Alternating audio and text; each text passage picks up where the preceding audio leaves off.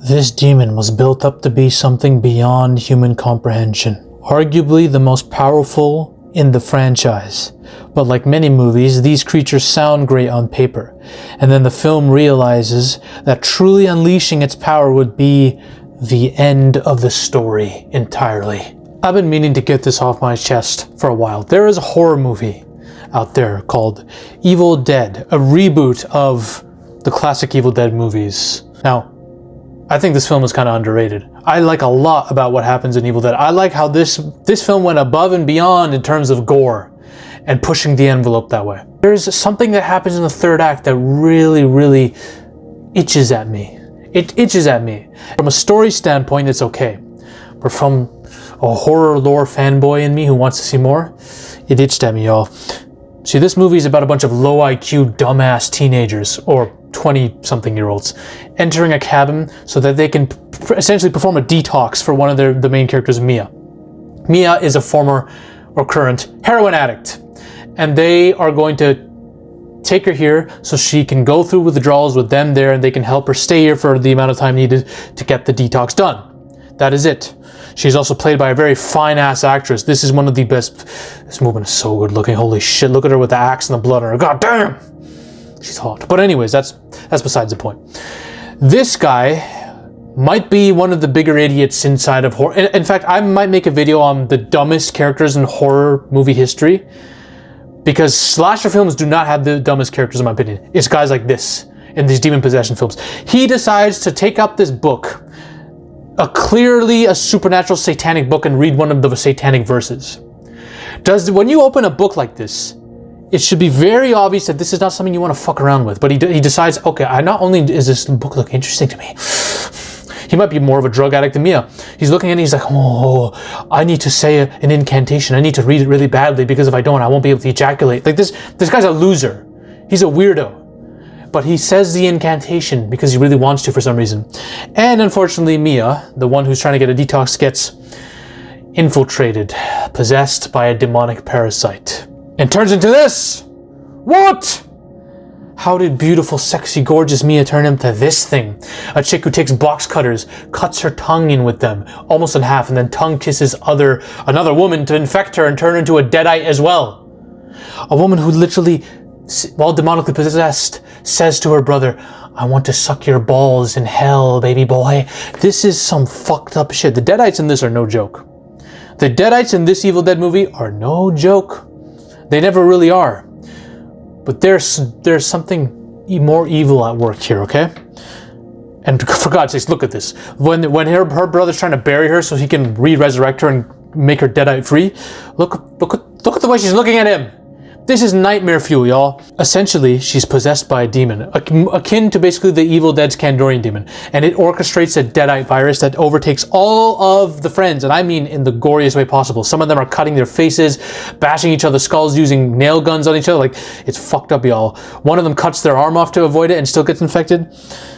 Now, in the old Evil Dead movies with Ash, the main antagonist is the Kandorian demon. He's a demon that exists in the space between spaces, a dimension between ours and hell, and it was forced to watch humanity on Earth for thousands of years until he could figure out a way to get back in, and he did through the Necronomicon. One person reads his verse, he goes nuts and starts possessing people and summoning deadites, damned souls. This one, we don't have the Kandorian demon. We have a being called the Taker of Souls. Now, I made a whole video about how this is probably the Kandorian demon, just in a different form, but still, whatever. The Taker of Souls works a bit differently.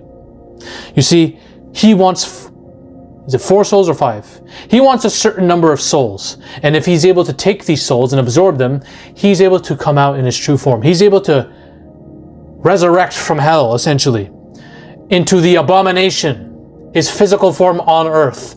If he comes on Earth, we're all fucked. Humanity's done. Now, this is very interesting. There are 3 Necronomicon books in the movie continuity timeline. Okay, I know there's a whole multiverse when we're taking into account comics and video games, but still. There are 3 books within the 3 major Evil Dead movies or series, right? There's the Ash. There's a whole Ash timeline, which has their Necronomicon. There's Evil Dead 2013, the one we're talking about now. And there's Evil Dead Rise that has its own Naturo Demonto, its own Necronomicon. The Kandorian demon's true form was seen in Ash vs. Evil Dead. Basically, he's like a demonic kaiju. Kandor the Destroyer, this huge monster that no amount of firearms or earthly military or missiles would put a dent in this man. Ash had to use the Kandorian dagger against him. Evil Dead Rise has the Marauder. Now, I don't know if this is the principal demon within the book. It might just be the Kandorian demon itself in this, since they're all connected and part of the same world. But I like to think that this being is like the all-consuming mother demon, that it works differently. It's its own separate entity that looks to fuse all the Deadites and dead people into one being, very similar to the Zygote alien that we've touched upon in another video. This being would essentially assimilate all the Deadites of the world into one giant monstrosity. You don't want to fuck with that. And then there's this guy, the Abomination. Once you take a certain amount of souls, you'll rise from hell and blood will rain. And that's what happens. It takes all the souls that it needs to. It takes 4 or whatever, leaving only Mia alone behind and alone with this thing. And this thing rises from the depths while Mia has to watch as the blood rains down. It rises in its true form, the Abomination. It's basically, its form that we see in the film is like a mirror to Mia. I actually kind of like this because, one, it's like a genderless Mia that's just walking around with a machete, really creepy. But it represents addiction in many ways. This is like her if she went full heroin junkie. She's a heroin addict, right? This looks like an addicted Mia who just lost her shit. I kind of like that. I kind of like that the movie did that made this the manifestation of addiction. It worked for the story. Realistically though, her true demonic form in hell would be something like this. Something like Valak, the nun, but even worse. That's what it should be, realistically. But for the story, it worked. Now, you'd be thinking, okay, we had to take 4 souls to bring this being about. This being is not a Deadite. This being's its own demon on Earth. This being should be like indestructible by all earthly means. Nothing short of a cosmic weapon like the Kandorian dagger should be able to kill this dude, right? Fuck no. In this movie, the entity is killed by Mia holding a chainsaw. A one-handed Mia, by the way, because one of her hands is ripped off too. A chainsaw is used to cut this dude in half really easily. This fight lasts 4 minutes. That's the Abomination? Really? Now, don't get me wrong. I think for the story, the chainsaw scene is awesome. This final act where it's just Mia alone with this thing and as it's chasing her is still riveting and intense. I love this final act. I really like this movie. Women with long hair, brunettes, pale skin in the dark, they scare the fuck out of me. I would not want to be in a forest alone with this thing. I don't give a shit what it is, right? It's still a scary entity. But I can't help but feel we were robbed of something bigger. And I get it, for this kind of movie, they probably couldn't go this far, but these are all the abilities it should have. Super strength, which is the only ability we see on display in this movie. Super strength, indestructibility, immortal, instant possession. As soon as it touches you, it should be able to possess you. Reality warping, it should fuck with your reality the same way the smile demon does. Mind fuckery, screws with you. Transformation, it should transform into another form, a worse form. Summoning Deadites without the use of a book or an incantation being read. That is the principal one, right? The only one we really see is her kind of lifting a jeep with one hand. Pretty strong, but she gets dispatched very easily after. And some could argue, okay, maybe it wasn't its full power yet because it still needed to take her soul as the final soul. It never establishes this though. It's already the Abomination. It took all the souls it needed to.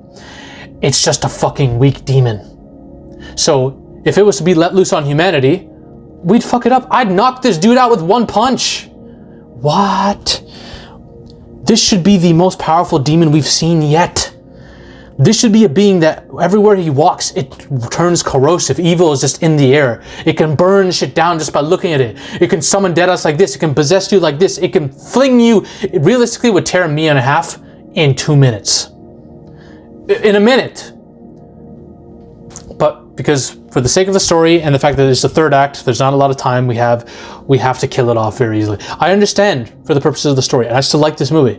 But goddamn, this being at its prime, the Abomination, they need to resurrect this being for another Evil Dead movie. Please, Hollywood, do it. I am begging y'all. If you make a crossover Evil Dead movie, which you should, with an old Bruce Campbell, this being needs to make a comeback. The Abomination in its true form. Without anyone being able to stop him. They need a cosmic weapon forged in heaven or hell. Something like the Kandorian dagger. That's what they need, alright? That is the Abomination from Evil Dead 2013. One of the most badass demons ever until he gets nuked with a chainsaw very easily. Good scene, but underwhelming creature, a letdown.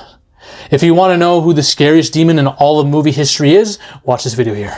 Ladies and gentlemen, we are on a mission to take over Hollywood. But the army must keep growing. If you want to suggest video topics to me, or talk about your favorite movies or favorite film theories in a community with like-minded individuals, join the Zafy Discord now. Link is in the description and the comment section as well. Join us. This movement is just beginning. We're taking over Hollywood, one coke line at a time.